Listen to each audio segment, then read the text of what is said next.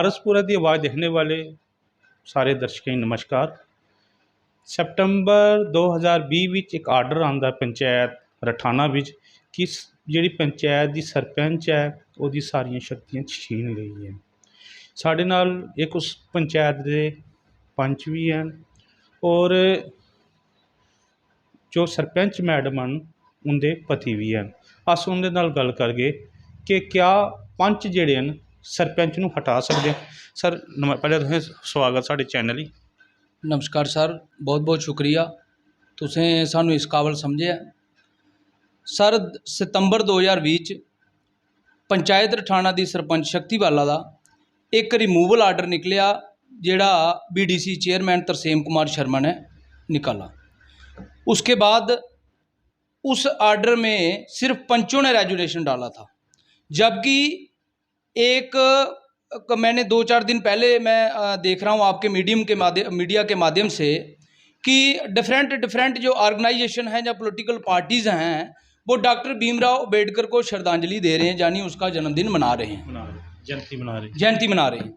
तो उसमें मैंने देखा कि जो उसका संविधान है, क्योंकि उसको संविधान निर्माता भी कहा गया है, जो उसका संविधान है उसमें एक SC और लेडी सरपंच जो मेरी वाइफ है उसको एक कानून के मुताबिक जो रिजर्वेशन मिली थी उसके तहत वो सरपंच बनी। लेकिन उसी के संविधान में जो अमेंडमेंट की इन्हीं डिफरेंट ऑर्गेनाइजेशन के जो लोग हैं इन्होंने की, उसमें क्या लिखा है कि पंच जो है वो सरपंच को हटा सकते हैं। लेकिन मैं समझता हूं ये कानून बनाया गया और उस कानून को जो डॉक्टर भीमराव अंबेडकर का कानून है उसको तोड़ा गया। साफ साफ उसमें दिखाई दे रहा है कि पंच जो है वो सरपंच को हटा सकते हैं। वो कैसे, जबकि sarpanch is elected by the people, not elected by the panchas. उसको ना ही पंचस ने चुना है, क्योंकि उसको तो लोगों ने वोट देकर चुना है।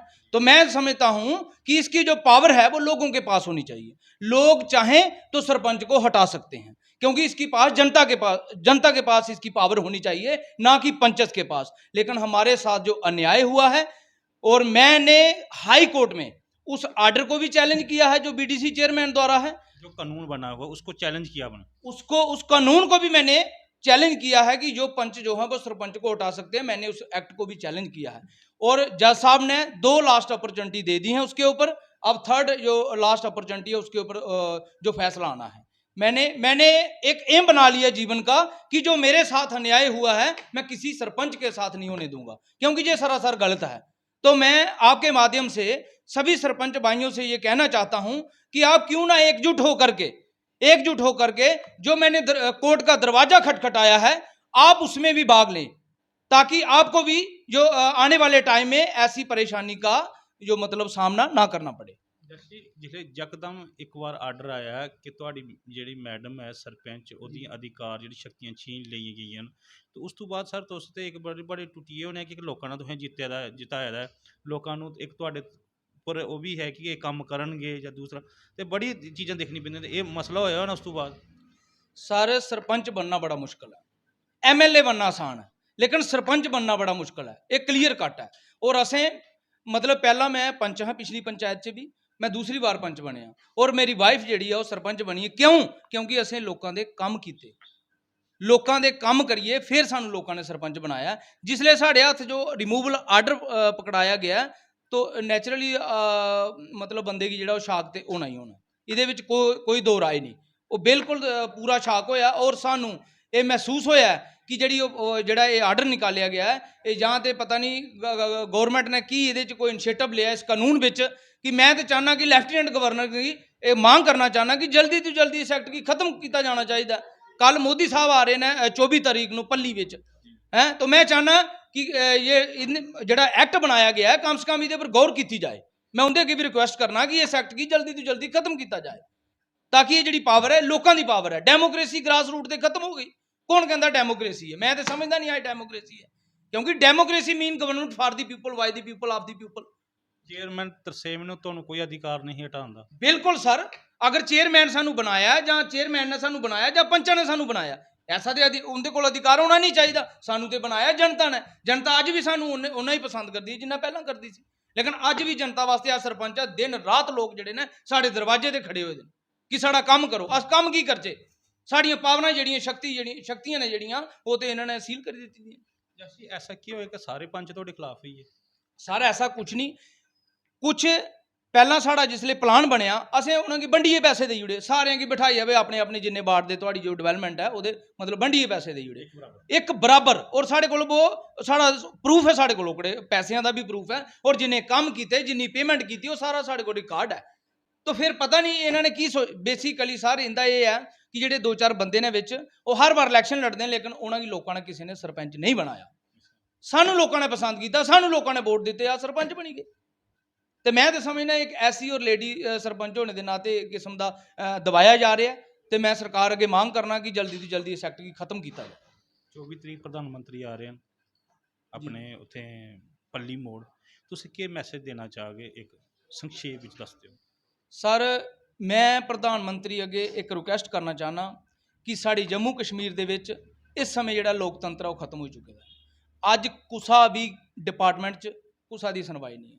ਕੋਈ ਬੰਦਾ ਆਖੇ ਕਿ ਮੈਂ ਅੱਜ ਡਿਪਾਰਟਮੈਂਟ 'ਚ ਜਾ ਰਿਹਾ ਮੇਰਾ ਕੰਮ ਹੋ ਜਾਊ, ਐਸਾ ਕੁਝ ਨਹੀਂ ਹੈ ਸਰ। ਅਸੀਂ ਗ੍ਰੀਵੈਂਸ ਸੈੱਲ 'ਚ ਵੀ ਚਿੱਠੀਆਂ ਪਾਈਆਂ ਜਦਕਿ ਉਹ ਲੈਫਟੀਨੈਂਟ ਗਵਰਨਰ ਦੇ ਅੰਡਰਟੇਕਿੰਗ ਹੈ, ਲੇਕਿਨ ਉੱਥੋਂ ਵੀ ਸਾਨੂੰ ਕੋਈ ਜਵਾਬ ਨਹੀਂ ਆਇਆ।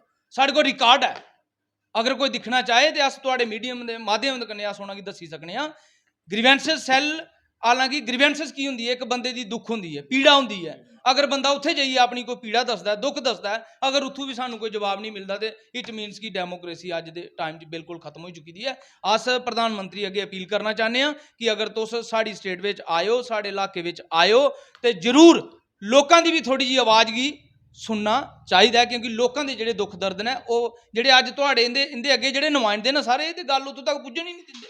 ਮੈਂ ਤੇ ਚਾਹਨਾ ਕੁਦੇ ਮਿਗੀ ਬੋਲਣੇ ਦਾ ਕੁਦੇ ਉੱਥੇ ਟਾਈਮ ਦਿੱਤਾ ਜਾਏ ਤੇ ਮੈਂ ਤੇ ਸਾਰੀਆਂ ਗੱਲਾਂ ਖੋਲ ਕੇ ਦੱਸਾਂ ਵੀ ਇੱਥੇ ਕੀ ਹੋ ਰਿਹਾ। ਤੇ ਮੈਂ ਤੇ ਸਰ ਚਾਹਨਾ ਕਿ ਅਗਰ ਮੋਦੀ ਸਾਹਿਬ ਇਹ ਗੱਲ ਕੀ ਮਤਲਬ ਸਮਝਦੇ ਹੋਈ ਸਾਡੀ ਗੱਲ ਕੀ ਅਗਰ ਸੁਣਦੇ ਨੇ ਕੁਦੇ ਕਿਸੇ ਵੀ ਮਾਧਿਅਮ ਦੇ ਨਾਲ, ਤੇ ਥੋੜੀ ਜੀ ਲੋਕਾਂ ਦੀ ਵੀ ਆਵਾਜ਼ ਸੁਣਨਾ ਬਹੁਤ ਜ਼ਰੂਰੀ ਹੈ। ਕਿੰਨੇ ਪੰਚਾਇਤ ਪੰਚ ਹਨ ਤੁਹਾਡੇ ਪੰਚਾਇਤ? ਸਾਡੀ ਪੰਚਾਇਤ ਦੇ ਸਰ 7 ਪੰਚ ਨੇ, 6 ਪੰਚ ਇੱਕ ਸਾਈਡ ਨੇ ਜਿਨ੍ਹਾਂ ਨੇ ਰੈਜੂਲੇਸ਼ਨ ਪਾਇਆ, ਜਦਕਿ ਉਹਦੇ ਕੋਲ ਕੋਈ ਪਾਵਰ ਹੀ ਨਹੀਂ ਹੈ। ਮਿਗੀ ਤੇ ਇਹ ਵੀ ਸਮਝ ਨਹੀਂ ਆਵਾਦੀ। ਨਹੀਂ, ਲੋਕਾਂ ਨੇ ਤੇ ਪੰਚਾਂ ਨੂੰ ਵੀ ਚੁਣਿਆ ਦਾ ਨਾ। ਲੋਕਾਂ ਨੇ ਬੇਸ਼ੱਕ ਪੰਚਾਂ ਨੂੰ ਚੁਣਿਆ ਦਾ, ਲੇਕਿਨ ਸਰਪੰਚ ਨੂੰ ਹਟਾਉਣ ਦੀ ਪਾਵਰ, ਸਰਪੰਚ ਕੀ ਹਟਾਉਣ ਦੀ ਪਾਵਰ, ਕਿਉਂਕਿ ਸਰਪੰਚ MLA MP इसी लोग चुनते हैं, ना कि इसी कोई इंडिपेंडेंट कोई आदमी कोई बिच पंच ऐसे भी है ना जेडे मतलब इ'यां बनी गए ना बिना वोटों तो बनी दे, इलैक्शन कोई नहीं होई, और उनके पति जेडे ने वो काम करा दे। मिगी तो रूरल डिवेलपमेंट डिपार्टमेंट की समझ नहीं आवा दी उन्होंने कि'यां इन्वॉल्व कर दी है मीटिंग में, जबकि उनका कोई इख्तियार नहीं है। मैं भी पंच हाँ, लेकिन मिगी अज तक मेरे डिवेलपमेंट वर्क कोई नहीं होए जब से मतलब जदों दा मैडम ने इन्हां गी हटाए दा, उहदे बाद विच सानूं ते इन्हां ने कोई काम ही नहीं दस्सिया। कोई ਅਠਾਣਾ ਚ ਨੁਕਸਾਨ ਹੋਇਆ ਦਾ, ਲੜਾਈ ਦਾ ਨੁਕਸਾਨ ਹੋਇਆ ਦਾ ਸਰ ਲੋਕਾਂ ਦਾ। ਤੁਹਾਡੀ ਜਿਹੜੀ ਆਪਸ ਵਿੱਚ ਜਿਹੜੀ ਰੰਜਿਸ਼ ਹੈ, ਜਿਹੜਾ ਝਗੜਾ, ਉਹਦਾ ਨੁਕਸਾਨ ਲੋਕਾਂ ਹੀ ਹੋਇਆ ਦਾ। ਬਿਲਕੁਲ ਸਰ 100% ਲੋਕਾਂ ਦੀ ਨੁਕਸਾਨ ਹੋਇਆ। ਜਿਸ ਬੰਦੇ की PMAY ਦਾ ਮਕਾਨ ਚਾਹੀਦਾ ਉਸੇ ਨਹੀਂ ਮਿਲਿਆ। ਸਰ ਮੇਰੀ ਵਾਰਡ ਵਿੱਚ ਐਸੇ ਲੋਕ ਨੇ ਜਿਨ੍ਹਾਂ ਨੇ ਟੀਨਾਂ ਪਾਈ ਦੀਆਂ, ਲੇਕਿਨ ਉਹਦਾ ਮਕਾਨ ਹੀ ਨਹੀਂ ਆਇਆ। ਇਹ ਆਖਦੇ ਨੇ ਜੀ ਡਿਪਾਰਟਮੈਂਟ ਨੇ ਕੋਈ ਰੈਂਡਮਲੀ ਤਰੀਕੇ ਨਾਲ ਮਤਲਬ ਉਹਨਾਂ ਕੀ ਚੁੱਕਿਆ। ਕਿਉਂ ਰੈਂਡਮਲੀ ਤਰੀਕੇ ਨਾਲ ਚੁੱਕਿਆ? ਜਿਹੜੀ ਰਿਕਮੈਂਡੇਸ਼ਨ ਤੁਸੀਂ ਬਣਾ ਕੇ ਭੇਜੀ ਗਵਰਨਮੈਂਟ ਨੇ ਤੇ ਉਹੀ ਕਰਨੇ ਨੇ। ਹੁਣ ਲੋਕਾਂ ਦੀ ਆਵਾਜ਼ ਕੌਣ ਚੁੱਕੇਗਾ? ਸਰ ਲੋਕਾਂ ਦੀ ਆਵਾਜ਼ ਦਬਾਈ ਗਈ ਹੈ, ਚੁੱਕਣੀ ਕਿਹਨੇ? ਅੱਜ ਦੇ ਪਾਵਰ ਹੀ ਨਹੀਂ ਰਹੀ, ਲੋਕਾਂ ਦੀ ਪਾਵਰ ਤੇ ਖਤਮ ਹੋ ਗਈ। ਲੋਕਾਂ ਦੀ ਪਾਵਰ ਹੈ ਸਰਪੰਚ, ਤੇ ਸਰਪੰਚ ਕੀ ਢਾਈਏ ਪਰਾਂ ਮਾਰਿਆ ਤੇ ਲੋਕਾਂ ਦੀ ਆਵਾਜ਼ ਕਿਹਨੇ ਚੁੱਕਣੀ? ਸਰ ਇਸ ਟਾਈਮ ਬੜਾ ਬੁਰਾ ਹਾਲਤ ਹੈ। ਉਸਾ ਡਿਪਾਰਟਮੈਂਟ ਦੇ ਅੰਦਰ ਕੋਈ ਸੁਣਵਾਈ ਨਹੀਂ। ਮੈਂ ਬਾਰ-ਬਾਰ ਆਖਾਂ ਦਾ ਅਸ ਇੱਕ ਐਜੂਕੇਟਡ ਆਦਮੀ ਆ, ਪੜ੍ਹੇ ਲਿਖੇ ਆਦਮੀ ਆ, ਸਾਡੀ ਕੋਈ ਸੁਣਵਾਈ ਨਹੀਂ ਤੇ ਆਮ ਜਨਤਾ ਦੀ ਕੀ ਸੁਣਵਾਈ ਹੋਣੀ?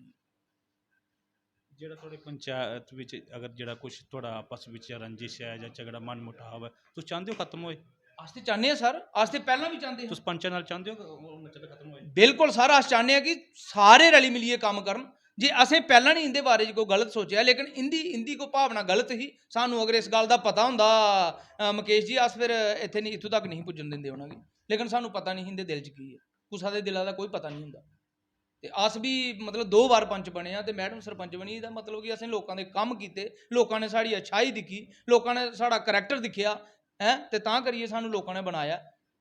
ਤੇ ਅਸ ਅੱਜ ਵੀ ਲੋਕਾਂ ਦੇ ਸ਼ੁਕਰਗੁਜ਼ਾਰ ਹਾਂ, ਅੱਜ ਵੀ ਉਹਦਾ ਧੰਨਵਾਦ ਕਰਨੇ ਆ ਕਿ ਤੁਸੀਂ ਸਾਨੂੰ ਬਣਾਇਆ। ਅਸੀਂ ਜਿਹੜੇ ਤੁਹਾਡੇ ਵਾਈਫ ਨਾਲ ਅਨਿਆਏ ਹੋਇਆ ਸਰਪੰਚ ਮੈਡਮ ਨਾਲ, ਤੁਸੀਂ ਕੋਰਟ ਵਿੱਚ ਗਏ, ਤੁਸੀਂ ਕੋਰਟ ਵਿੱਚ ਇੱਕ ਜੰਗ ਲੜੀ ਇਸ ਐਕਟ ਦੇ ਖਿਲਾਫ, ਕਿਉਂਕਿ ਕਿਸੇ ਨਾਲ ਜੇ ਨਾ ਇਨਸਾਫੀ ਨਹੀਂ ਹੋਏ। ਚੱਲ ਤੁੰਡੇ ਦੇ 3-4 ਸਾਲ ਨਿਕਲੀ ਹੈ, ਸਾਲ ਇੱਕ ਤੁਹਾਡਾ ਰਹੀ ਹੈ ਵਿੱਚ, ਤੁਸੀਂ ਇੱਕ ਆਮ ਜਿਹੜਾ ਅੱਗੇ ਵਾਲੀ ਪੀੜ੍ਹੀ ਹੈ ਉਹਦੀ ਤੁਸੀਂ ਆਵਾਜ਼ ਉਠਾ ਦਿਓ। ਕਿਆ ਤੁਹਾਡੇ ਨਾਲ ਕੋਈ ਜਿਹੜਾ ਸਰਪੰਚ ਹੈ, ਕੋਈ ਪੰਚ ਤੁਹਾਡਾ ਸਾਥ ਦੇਦਾ ਜਾਂ ਇਕੱਲੇ ਹੀ ਲੱਗੇ ਦਿਓ?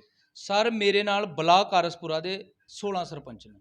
16 ਸਰਪੰਚ ਤੁਹਾਡੇ 16 ਨਾਲ ਸਰਪੰਚ ਸਾਡੇ ਨਾਲ ਹੈ और असें भी डीसी चेयरमैन के खिलाफ जबकि उसी 2 साल हो गए अटन दे ਉਸ ਦੇ ਵਾਸਤੇ ਪ੍ਰਾਵਧਾਨ ਹੈ ਉਹਦੇ ਵਾਸਤੇ ਇੱਕ ਐਕਟ ਬਣੇਦਾ ਕਿ ਤੁਸੀਂ ਜਿਹੜੇ ਸਰਪੰਚ ਜਿਹੜੇ ਨਾ ਉਹ ਇੱਕ ਬੀਡੀਸੀ ਚੇਅਰਮੈਨ ਕੀ ਹਟਾਈ ਸਕਦੇ ਨੇ ਉਸੇ ਡਿਪਾਰਟਮੈਂਟ ਨੇ ਸ਼ੈਲਟਰ ਕੀਤਾ ਉਸੇ ਅੱਜ ਤੱਕ ਨਹੀਂ ਹਟਾਇਆ और ਜਿਹੜੀ ਲੋਕਾਂ ਨੇ ਚੁਣੀ ਦੀ ਉਸੇ 2 ਮਿੰਟ ਨਹੀਂ ਲਾਏ डिपार्टमेंट ने भी पता नहीं डिपार्टमेंट ऊपर कुछ पोलिटिकल कोई प्रेशर है मिगी तो इस चीज़ का कोई पता नहीं है लेकिन बीडीसी चेयरमैन की 16 सरपंचों ने उनके खिलाफ जो रेजोल्यूशन पाया मेरे को कापी है लेकिन अज तक बीडीसी चेयरमैन की नहीं हटाया गया ये बीडीओ आरसपुरा और मतलब डीपीओ और डायरैक्टर कमिश्नर सैकटरी तक मतलब ये इन्वॉल्वमेंट ने जबकि ये इन्हों की मतलब ढा देगी नहीं और कोर्ट ने भी उन्हें स्टे लेना चाहा लेकिन कोर्ट ने उसी स्टे नहीं दिता कोर्ट ने डायरैक्शन दी कि बीडीसी चेयरमैन के खिलाफ जी कार्रवाई करो लेकिन अज तक डिपार्टमेंट ने नहीं की अस मैं ये भी डिपार्टमेंट की पूछना चाहना कि अगर तुम एक इलैक्टेड लोगों के बनाए दे बंदे की तुम हटाई सकते हो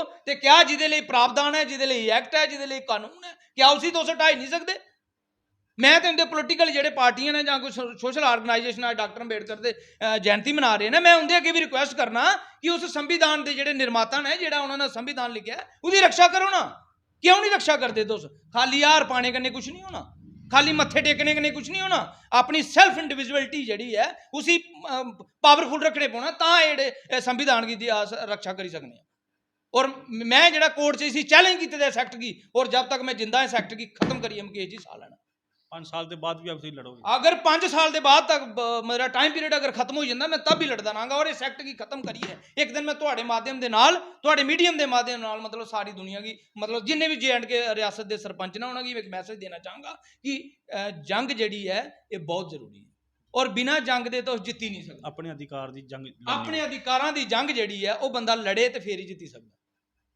चलिए ये थे हमारे जशपाल जी जो पंच हैं पंचायत रठाना के इनके वाइफ को 2020 में एक एक्ट के तहत इनकी जो सरपंच की शक्तियां छीनी गई थी उसके बाद ये हक की लड़ाई लड़ रहे हैं देखना ये है कि इनको कब तक कामयाबी मिलती है मुकेश रैना आरएसपुरा की आवाज़ आरएसपुरा की आवाज़ आपके साथ हमारे साथ आप बने रहें नमस्कार।